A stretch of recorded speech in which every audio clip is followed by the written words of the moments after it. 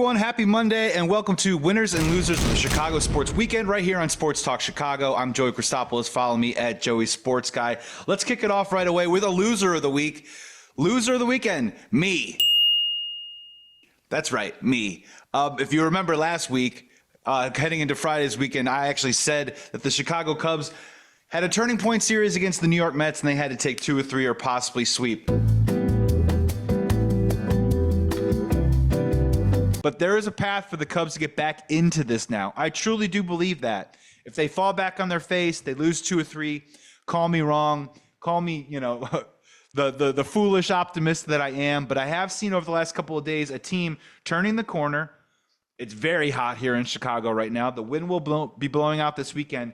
And it is time to maybe get some of these guys right.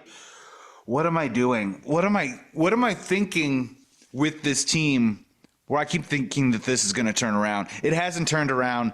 They got pummeled on Friday. I was at the game. They came back. They won on Saturday. And then again, the offense was asleep on Sunday. Look, at this point in the particular season, they're not buying. They're not selling. They're not doing anything. They're caught exactly where they are, right in the middle. They're a team of 5 or 6 hitters with a bunch of guys at the bottom of the lineup too as well. They're going to hit 20 to 22 home runs. They don't have enough offense, and they don't have enough high-end pitching with velocity right now to really make a difference. So you could talk Jack Flaherty all you want to. You could talk Vladimir Guerrero, which I have on this show all I want to. At this point, the Chicago Cubs, they are losers until they put together at least 10 to 13 straight days of positive baseball. They just finished a 9-game homestand, 4-5. It's clearly not going to cut it, but it's been indicative of this team all season long. They are one of my big losers this weekend, along with this guy who thought that this was the time, the perfect opportunity with great weather against the New York Mets at home, that they could possibly turn it around. On the other side of the coin, though, a winner,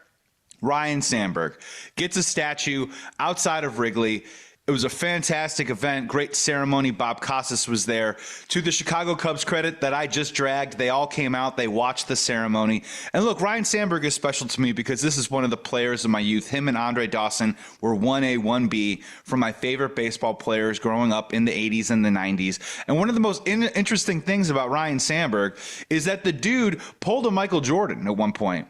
He was the toast of the town in Chicago. For those looking at his 282 home runs and saying that wasn't that much, when Ryne Sandberg retired, that was the mark for second baseman. He was the king of second baseman at that time. And the dude retired. He said that he had lost his power. There were a lot of off-the-field rumors at the particular time. And it kind of went through the wash because if you look it up, strange fact, he actually retired on June 13th, 1994, which just so happened to be the exact same day that the news broke that O.J. Simpson had murdered Nicole Simpson and her boyfriend at the time. So kind of washed away. He pulled a bit of a Jordan, came back a year later, hit 26 home runs, drove in 92 RBIs, played the year after that, gave us a little bit of a victory lap. But unbelievable career for Ryne Sandberg, great defensive player. Now he gets a statue outside of Wrigley, and we all know what he's been going on, what he's been dealing with in his life over the last year, defeating, and kicking cancer's ass. We're so happy for Ryno. He is obviously a huge winner in Chicago sports this weekend. Moving over, just a quick loser, not quite a weekend thing, but the loser again, the Chicago Bulls. I'm not a really big fan of the Josh Giddey and Alex Caruso trade. I'm going to probably try and get into that in more detail and more depth in this week's show. But again, Alex Caruso, what's sad about it is, look, I get it. You're trying to trade for something younger with Josh Giddey. But at the same time, Alex Caruso is a championship-type player. So anytime you trade one of those guys, you are saying to yourself, guess what? We are not ready or even competing for a championship at that time. Big loser for me. Another winner of the weekend, look, credit where credit's due. I gave her a hard time on last week's winners and losers, so I got to pay the credit card bill on this one here. Big winner, Angel Reese yesterday. Unbelievable performance, finally taking down Caitlin Clark in the Indiana Fever, and she did it practically all by herself. 26 points, 15 rebounds, and a sold-out house with celebrities lined around the front row. She was fantastic. She is awesome. She has great hands inside the paint. They were giving her some great lobs, and she was going right up, taking some layups. She is strong. She is athletic. She has great hands inside. Everything that you would want from a big player in your lineup. Angel Reese, I gave her a hard time last week, but this is what I wanted to see. Prove it on the court. Show us you're a winner on the court and not just some sort of physical force that's going to terrorize Caitlin Clark and then complain to the referees afterwards. We don't want to see that. We want to see your skill on display. And 26 and 15, she keeps racking up double-doubles consecutively, one game after another.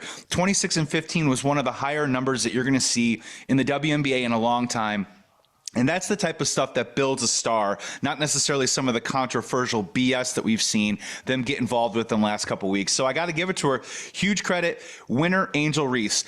Another quick winner, too, as well, as the Chicago Bears, just because, look, didn't do anything this weekend. And like I said on the show, until otherwise, the Chicago Bears, in my mind, every single day, every single weekend, are a winner until further notice.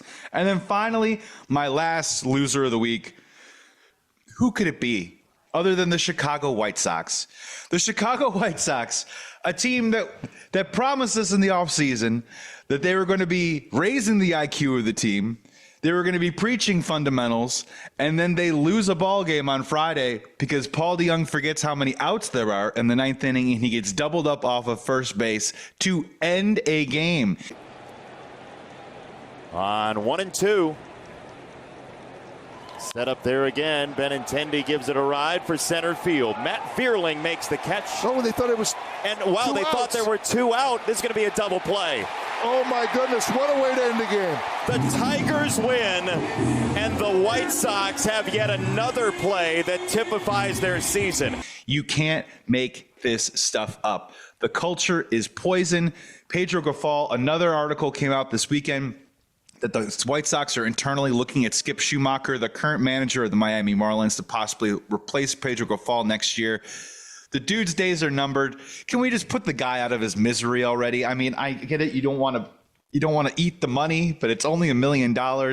You're also saying yourself in this apathetic tone of what's the point at this point. But honestly, put us out of the misery with Pedro Grifol. Another big loser is something that is consistent with this White Sox organization is putting players back out on the field when they are clearly injured. Another loser this weekend is Eloy Jimenez. Right now, Eloy Jimenez, his physical body in a White Sox uniform is a hot dog in a Burger King. It doesn't make any sense. I have to tell you right now, I'm 40 years old. I wake up every day sore. I wake up every day tight. My calves are bothering me. It takes me 20 minutes to stretch, but you know what, damn it, I do stretch. And then I go for a run, and I kind of feel okay. I empathize with what's going on with Eloy Jimenez right now because the dude simply can't run the bases. And look, if all you can do is just sit in the batter's box and hit the ball, why don't you just transfer over to golf and play a different sport? Because there's so many other elements to baseball that I think people often underestimate, and there are things that clearly Eloy Jimenez can't do.